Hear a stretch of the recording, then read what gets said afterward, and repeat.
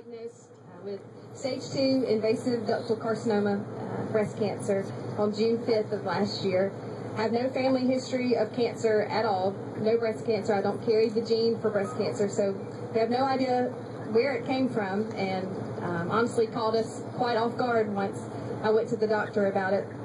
I first found a lump in my armpit, actually, in the December of 2011, and just kind of put it off for a little while, and finally got to see my doctor in January, and she just kind of brushed me off and said, oh, it's just a cyst or something, it's not really anything to worry about much. And so I didn't. She said, I do want you to follow up with this other doctor. And so I made an appointment to get in with him in March. Some insurance complications with job change for my husband made it where I couldn't be seen at that appointment that day in March, and so they had to reschedule me for June, which seemed like an eternity away, especially since I had first found the lump about 6 months prior to that. When I finally was seen in June, June 1st was the day of my mammogram, which also was the day that my husband's new insurance started. So I find that was no coincidence that God worked things out that way for us. And that way I didn't have to worry about being treated for a pre-existing condition and dealing with all that stuff with insurance. I just was able to be seen as a new patient, and got the diagnosis on June 5th. And any of you who have been diagnosed with cancer just know how quickly the ball starts rolling after that diagnosis comes. It just feels like it doesn't feel real. It's a very surreal time. I had my first surgery June 16th to insert my port to start chemotherapy. I started chemotherapy on June 22nd. And went through 6 rounds of chemotherapy, finished up with that in October, and then had my bilateral mastectomy in November. And that is my official cancer-free date, November 8th. I had the tumor removed, and then all 8 lymph nodes under my right arm were removed, and all of those were positive for cancer. So, so thankful that I can count that as my official cancer-free date.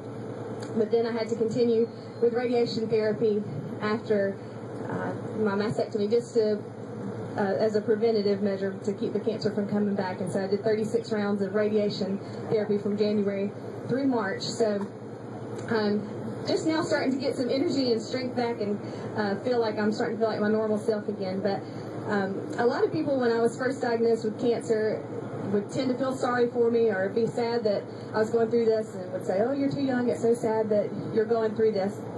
But I was always quick to correct people that I would not trade walking on this journey for anything in the world. I've learned so much over these past 9 months, and God's been so faithful to my family and to me, and I'm so thankful for my healing. But the first thing that I've learned is not to ask why am I going through this, but to ask what am I supposed to learn through this. And that's kind of what God's been teaching me as I've been walking through this. I think that attitude really kind of helped me to be a survivor, to not be down in the dumps and negative and complain, but just to see what I could learn through it. And I've learned so many things through that. I've learned that things that I worried about a lot and things that I was fearful of turned out to not be so scary after all. One of the things that I was most afraid about with chemotherapy, of course, was losing my hair.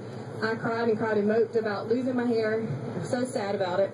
Even I've got 2 little girls, 7 and 4, and my little 4-year-old, she was just pitiful. She's real empathetic, and she would just say, Mommy, your hair's going to grow back. It's going to grow back. And I'd say, I know it's going to grow back, but I still don't want to lose it. But finally, about 2 weeks after I'd started chemotherapy, the hair was starting to come out, and I just decided to shave it off and just be done with it. And so I'm real close with my family. I'm one of 4 kids, and I called all my siblings together to join me at my mom's house. I said, we're going to have a head shaving party. And so they all came over, and when I walked in the door, my sister had already shaved her head before I got there. And so, of course, I busted out in more tears and really couldn't mope too much about shaving my head when there my sister had already shaved hers. And so I let my girls play beauty shop in a way they'll never be allowed to play beauty shop again. I let them cut my hair before we shaved it. That was a scary moment to see a 7 and a 4-year-old coming at you with scissors. But I said, this is the only time this will ever be acceptable. Thankfully, nobody has tried to cut each other's hair so far. Hopefully we'll continue on that streak. But and then my husband Brian and my brother shaved my head and some beautiful hairdos after that. But honestly, something that I was so fearful of turned out to be such a fun family memory. We just sat around laughing at each other. Because here's my sister and me with bald heads, and then my dad, who had not shaved his beard in 20 years, decided to get in on the fun. He's like, oh, I'll shave my beard too. So that was really the funniest part to us, was seeing my dad's face after all these years. And I think that weirded my mom out more than having two daughters with bald heads, because she just kept staring at my dad with the bald face. But and I really, as much as I was scared about losing my hair, that turned out to be really quite freeing. I'm kind of sad that I have hair growing back again, to be honest with you. Got pretty used to quick getting ready times. I can get ready in about 15 minutes and towel dry my head. I've found that swimming bald-headed is very fun also. It is kind of cold though, so you fellas with bald heads, I sympathize with you now when you're when it's cold outside, because it is pretty chilly with a bald head. But overall, I learned not to be scared and fearful.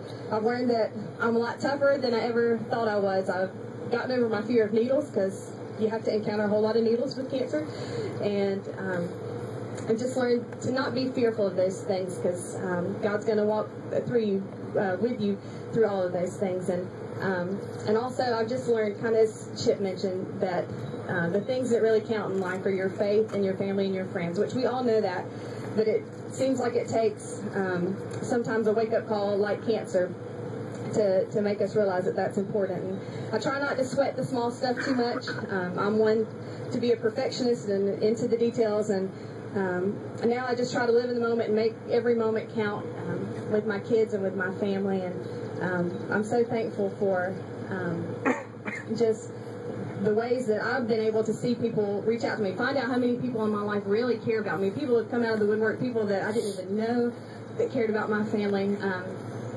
Actually, Pro Drivers was huge when I was first diagnosed. Brian had only been with the company about 6 months, and one of their core values is family first, and they truly stand behind that, and they allowed Brian to be at all of my chemotherapy treatments with me.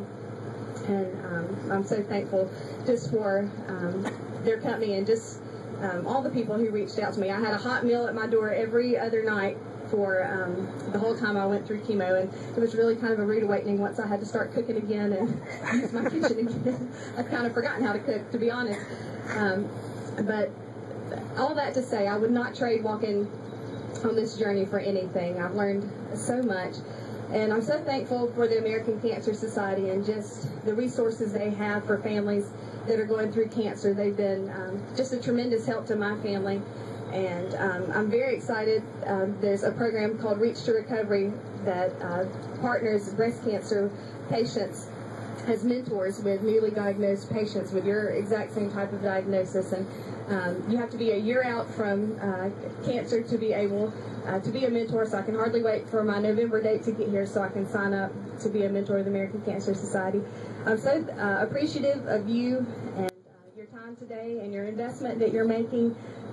Like Chip said, it's more than just playing golf today. You really are truly making an investment for the future, and hopefully a world where cancer will be eradicated. And I'm thankful on behalf of myself and then all the other cancer survivors here today, and for families of cancer survivors and those we've lost. We just thank you for playing for us today, and I look forward to getting a chance to talk with you later today to find out who you play for.